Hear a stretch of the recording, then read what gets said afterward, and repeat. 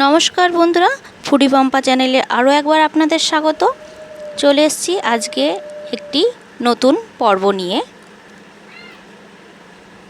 তো আমি এখানে নিয়েছি ডুমুর। এই ফলটির নাম হচ্ছে ডুমুর। ফল হোক বা সবজি যেটাই বলুন আপনি, এটার নাম হচ্ছে ডুমুর। আমরা গ্রাম বাংলায় এটাকে ডুমুর বলেই চিনি। তোমরা কী নামে এই ফলটিকে চেনো সেটা আমাকে কমেন্ট বক্সে অবশ্যই জানিও। ডুমুর চেনার উপায় হচ্ছে, ডুমুরটাকে এইভাবে কেটে নিলে, বোটারাতে কেটে নিলে এক প্রকার আঠা মতো বের হয়। এটা হচ্ছে টাটকা ডুমুর চেনার উপায়।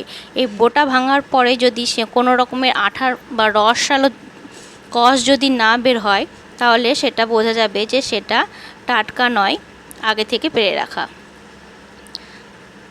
তো আমি এইভাবে ডুমুরগুলোকে কেটে নিচ্ছি। আমি আপনাদেরকে কেটে আর একবার দেখিয়ে দিচ্ছি।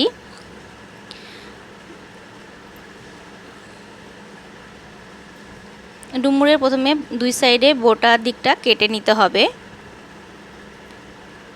তারপরে স্লাইস করে চার সাইডটা কেটে নিতে হবে। তার ফলে যে ভেতরে যে বীজটা থাকে সেটা একবারে বেরিয়ে আসবে। আলাদা করে এক্সট্রা করে বীজ ছড়ানোর প্রয়োজন হবে না এবং খুব তাড়াতাড়ি কেটে নেওয়া যাবে। তো এইভাবেই আমি প্রত্যেকটা ডুমুর কেটে নিচ্ছি। কেটে নিয়ে আমি সরাসরি জলের মধ্যে রাখছি। এটা সরাসরি জলের মধ্যেই রাখতে হবে, তার না হলে এর ভেতরে যে কষটা থাকে সেটা ডুমুরকে কালো করে দেয়, যার ফলে খেতে ভালো লাগে না। তো কেটে নিয়ে সঙ্গে সঙ্গে জলের মধ্যে দেওয়ার চেষ্টা করবেন। তো এইভাবে আমি সব ডুমুরগুলো আস্তে আস্তে কেটে নিচ্ছি।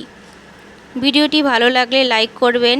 যারা আমার চ্যানেলে নতুন ভিডিওটি দেখছো তারা চ্যানেলটিকে সাবস্ক্রাইব করে পাশে থাকা বেল আইকনে ক্লিক করে দিও, যাতে পরবর্তীতে নিয়ে আসা ভিডিওগুলো তোমাদের কাছে দ্রুত পৌঁছে যায়। তো দেখো বন্ধুরা, এইভাবেই সব ডুমুরগুলো আমার কেটে নেওয়া হয়ে গেছে। আমি ভালোভাবে ধুয়ে পরিষ্কার করে নিয়েছি। আর এখানে নিয়েছি একটা মিডিয়াম সাইজের আলুটাকেও আমি ধুয়ে ভালোভাবে কেটে জলের মধ্যে ভিজিয়ে দিয়েছি। এবার ডুমুরটাকে আমি সবার প্রথমে জলসহই গ্যাসের মধ্যে বসিয়ে এটাকে ভাপিয়ে নেব। ডুমুরটাকে ভাপিয়ে নিলে এর ভেতরে যে কষ ভাব থাকে সে কষ ভাবটা চলে যায়, যার ফলে এটা খেতে আরও সুস্বাদু হয়ে ওঠে। তো এখানে আমি প্রথমে এর মধ্যে দিয়ে দিচ্ছি লবণ এবং হলুদ দিয়ে আমি খুব ভালোভাবে এটাকে ভাপিয়ে নেব।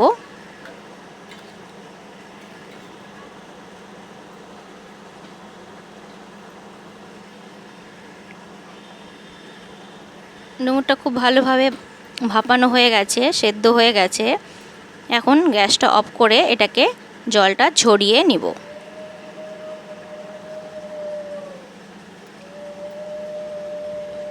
এরপরে আমি একটা কড়াইয়ে তেল গরম করে নিচ্ছি।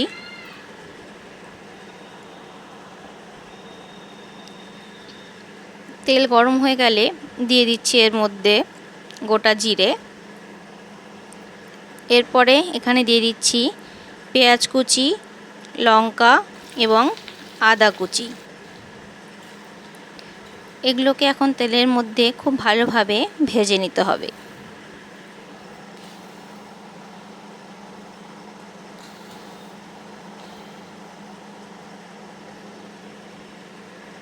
দিয়ে দিচ্ছি সামান্য লবণ, হলুদ দিয়ে আবারও আমি পেঁয়াজটাকে খুব ভালোভাবে ভেজে নিচ্ছি।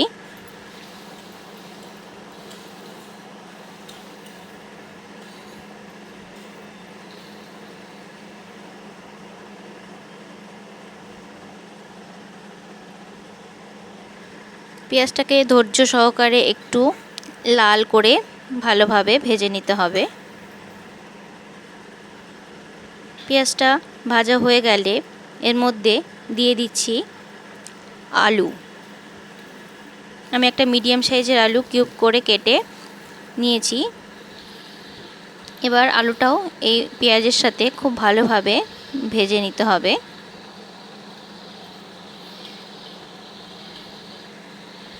আলুটাকে প্রথমে ভেজে নিতে হবে, তার কারণ ডুমুরটা আগে থেকে সেদ্ধ করা রয়েছে, তাই ডুমুরটা দিয়ে বেশিক্ষণ ভাজার প্রয়োজন নেই।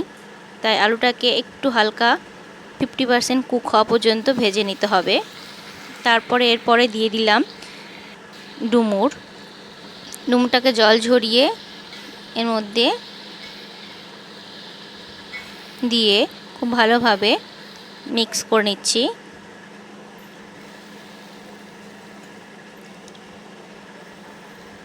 এবার ডুমুরটা ভাজা হয়ে গেলে এর মধ্যে আমি অ্যাড করে দিচ্ছি সামান্য পরিমাণে জল, দিয়ে দিচ্ছি স্বাদ মতো লবণ, হলুদ গুঁড়ো, লঙ্কা গুঁড়ো, ঝালটা আপনারা নিজেদের স্বাদ মতোই দেবেন, দিয়ে দিচ্ছি জিরের গুঁড়ো।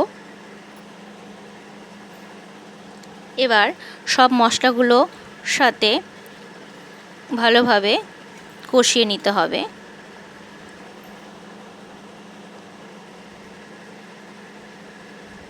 খুব ভালোভাবে কষিয়ে নিতে হবে। খুব ভালোভাবে কষিয়ে নেওয়া হয়ে গেলে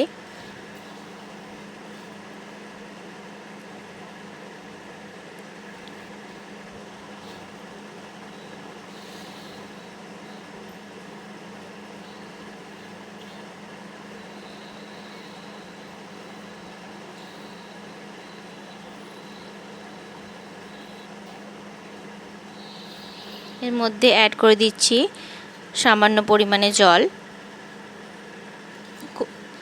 আলুটা কুক হওয়া পর্যন্ত যতটা জলের প্রয়োজন ততটাই জল দিচ্ছি, যেহেতু 50% কুক হয়েছে, আরও 50% কুক হতে বাকি আছে। এই অবস্থায় ঢাকা দিয়ে সবজিটাকে কুক করে নিচ্ছি। দেখুন সবজিটা খুব ভালোভাবে কুক হয়ে গেছে। তো আপনারা যতটা গ্রেভি রাখবেন সেই হিসেবেই জলটা দেবেন। তো দেখুন তরকারিটা মোটামুটি হয়ে এসছে। এখন আমি উপর থেকে গরম মশলার গুঁড়ো ছড়িয়ে দিলাম। এরপরে আমি কিছুক্ষণ পর দিয়ে দিচ্ছি ঘি। এবার ভালোভাবে নাড়িয়ে 5 মিনিট স্ট্যান্ডিং টাইম দিয়ে আমি সবজিটাকে সার্ভ করে নিচ্ছি। তো দেখুন বন্ধুরা, আমি সবজিটাকে সার্ভ করে নিয়েছি। কত সুন্দর হয়েছে। এই রকম একটা সবজি বাড়িতে রান্না করলে সবাই খুব ভালোবেসেই খাবে।